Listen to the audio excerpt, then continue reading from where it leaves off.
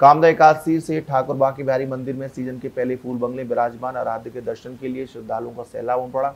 108 दिवसीय फूल बंगला महोत्सव यह क्रम 4 अगस्त यानी हरियाली अमावस्या तक अनवरत रूप से जारी रहेगा।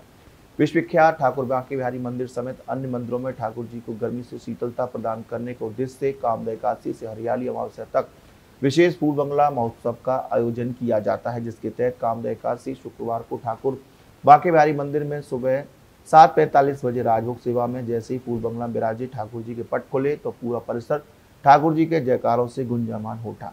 हर कोई अपने आराध्य बांके बिहारी के दर्शन के लिए लालित दिखा।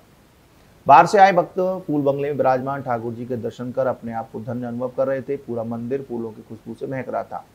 ठाकुर जी के फूल बंगला सजाए जाने से यह परंपरा प्रतिदिन सुबह श्रृंगार व राजभोग आरती के समय तथा सायंकालीन शयन भोग में निभाई जाएगी, जो हरियाली अमावस्या 4 अगस्त तक 108 दिनों तक लगातार चलेगी।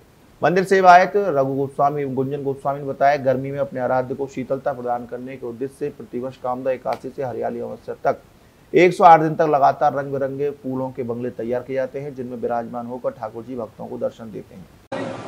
ये होली के बाद नवरात्रा के बाद में जो एकादशी आती है, फूल डोल एकादशी, एकादशी से प्रारंभ होता है और ये हरियाली अमावस्या, सावन में हरियाली अमावस्या रहती है, ये वहाँ तक रहता है आखिरी।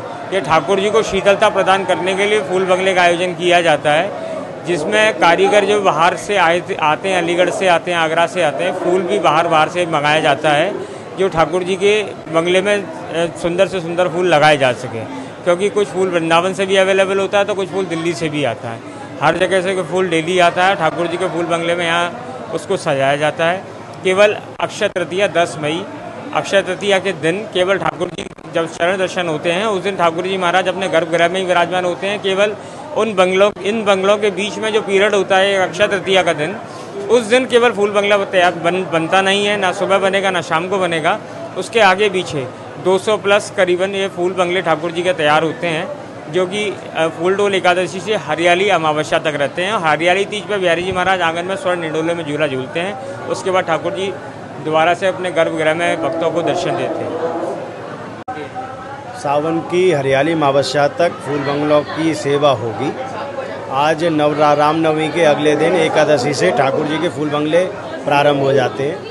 ठाकुर जी के फूल बंगले बनाने के लिए जो भक्त लोगों की तरफ से ये मन होता है कि जिस तरह से हम भक्त लोग गर्मियों के दिनों में बाहर अपने बाग बगीचों में घूमने के लिए जाते हैं, उसी तरह से हम ठाकुर जी को भक्त लोग फूल बंगले में विराजमान कराते हैं, जिससे ठाकुर जी को गर्मी ना लगे और गर्मी में उनको शीतलता प्रदान की जाए, इसलिए उनको फूल बंगले में विराजमान किया जाता है। कब तक बनेंगे फूल बंगले? हरियाली अमावस्या तक बनेंगे भैया। कब तक है ये? 4 अगस्त तक।